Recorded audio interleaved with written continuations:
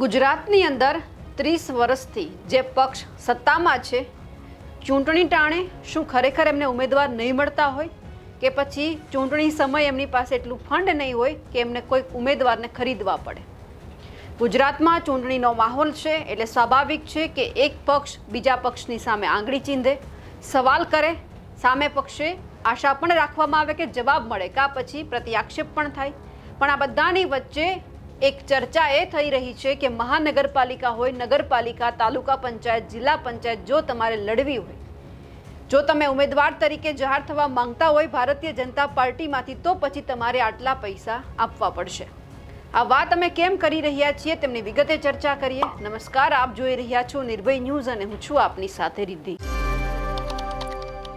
ગુજરાતની અંદર ચૂંટણીનો માહોલ છે, બધા જ લોકો ખુશ છે કે ચાલો ચૂંટણી આવી, આપણે કોઈક નવા ઉમેદવાર જે કોઈ પણ પક્ષે મેદાનમાં ઉતાર્યા છે એમને મત આપીશું તો પછી આપણા જે કામ નથી થયા, આપણને જે સુખ સુવિધા નથી મળી, એ નવા ચહેરા આપણને અપાવશે. પરંતુ જનતા પણ ક્યાંક એ ભૂલી રહી છે કે જે પક્ષ સત્તામાં છે, જો આ વખતે પણ એમના જ ઉમેદવાર ચૂંટાઈને આવશે તો પછી તમારે હજુ 5 વર્ષ રાહ જોઈને બેસવી પડશે કે અમારા કામ થશે. હજુ પણ તમે ઘણા બધા વિસ્તારમાં જાઓ છો તો તમને ત્યાં એવું દેખાય છે કે રોડ રસ્તા ચૂંટણીના જે સમય નજીક આવ્યો એટલે 1 મહિના પહેલા રોડ રસ્તા બનવાના ચાલુ થયા અને હવે જે કામ ચાલી રહ્યું છે ત્યાં જ ઊભા રહી ગયા છે. એટલે લોકો પણ સવાલ કરી રહ્યા છે કે જે રોડ રસ્તા બનવાના ચાલુ થયા છે, જે ગટર લાઈન નાખવાની ચાલુ થઈ છે, એ ચૂંટણી આવશે પહેલા પૂરી થઈ જશે? રોડ રસ્તા સારા મળશે કે પછી ચોમાસાની અંદર અમારે હેરાનગતિનો સામનો કરવો પડશે? એટલે સવાલ અત્યારે લોકો એ પણ કરી રહ્યા છે કે હવે ઉમેદવાર તો જાહેર થઈ ગયા છે, કાં મત આપવા જવું પડશે અને કાં પછી નહીં જઈએ તો પછી ત્યાંના જે ભારતીય જનતા પાર્ટી હોય કે કોઈ પણ પક્ષ તે જે અત્યારે જે વિસ્તારમાં ચૂંટાઈને આવ્યા છે એમ કહેશે કે તમે ક્યાં મત આપ્યા છે, તમે તમારા કામ કરીએ. પણ આ બધાની વચ્ચે સામે એ આવ્યું કે ખરેખર જે ઉમેદવારને કામ કરવું છે એમને ટિકિટ મળે છે ખરી? કારણ કે એક ભાવ સામે આવ્યો છે કે તમારે કોઈ પણ જગ્યાના જો ઉમેદવાર બનવું હોય તો તમારે આટલા પૈસા આપવા પડશે.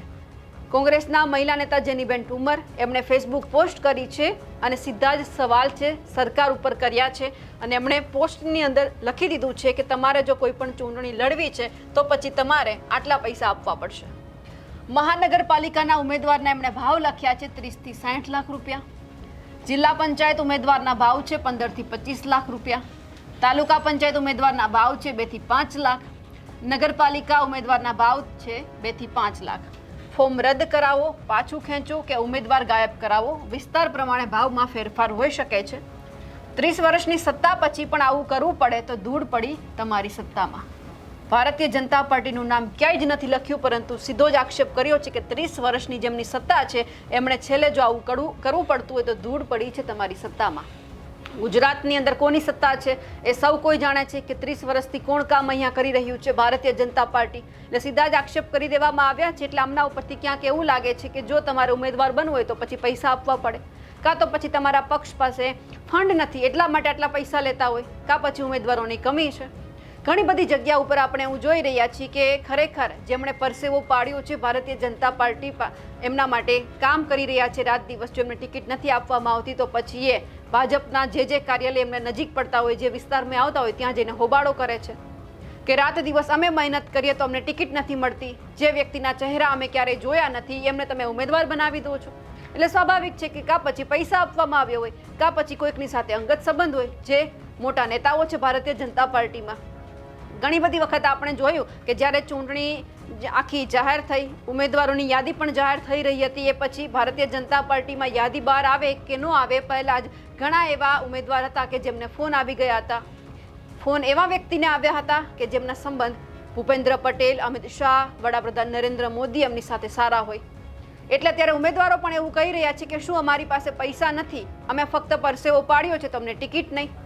એટલે હવે ઘણી બધી જગ્યા પર જે કાર્યકર્તાઓ છે એવું કહી રહ્યા છે કે આ વખતે ભાજપની વિરુદ્ધમાં અમારે મતદાન કરવું છે, ભાજપની સામે અમારે પડવું છે. મોટા નેતાઓ એમને મનાવવા માટે જાય છે તો એમને પણ ભગાડી દેવામાં આવે છે કે તમારું કોઈ જ કામ નથી. ખાલી એમને આશ્વાસન આપવામાં આવે છે કે તમે ચૂંટણી ટાણે અમારી સાથે રહેજો. એટલે 5 વર્ષ, 10 વર્ષ, 15 વર્ષ આ જ રીતે મહેનત કરવાની. ટિકિટની માંગણી કરીએ તો પછી નવા ચહેરાને ઉતારી દેવામાં આવે છે. હવે જે રીતે આ ભાવ સામે આવ્યો છે એ જોવાનું છે કે ખરેખર આમના ઉપર રાજનીતિ થઈ રહી છે ખરી? કારણ કે જેનીબેન ઠુમર કોંગ્રેસના નેતા છે, આક્ષેપ તો કરવામાં આવ્યા છે, પણ હવે ભારતીય જનતા પાર્ટીના કોઈ નેતા દ્વારા અમને જવાબ આપવામાં આવે છે ખરો? જો હશે તો કદાચ લાગશે કે પૈસા ખરેખર આપવામાં આવે છે. જો મૌન ધારણ કરી લીધું તો પછી અંદરખાને કંઈક રંધાઈ રહ્યું છે તેવું પણ સ્પષ્ટ લાગશે. હવે એ જોવાનું છે કે ભલે પૈસાથી ઉમેદવાર પોતે જાહેર થઈ ગયા હોય પરંતુ કામ કરશે નહીંતર પછી લોકોની ગાળો ખાવા માટે એમણે તૈયાર તો રહેવું જ પડશે. જેનીબેન ઠુમરે જે આક્ષેપ કર્યા છે તેમને લઈ આપ શું માનો છો? ખરેખર શું આ રીતે થઈ રહ્યું છે? જો તમને લાગતું હોય તો કમેન્ટ ચોક્કસ કરજો. નમસ્કાર.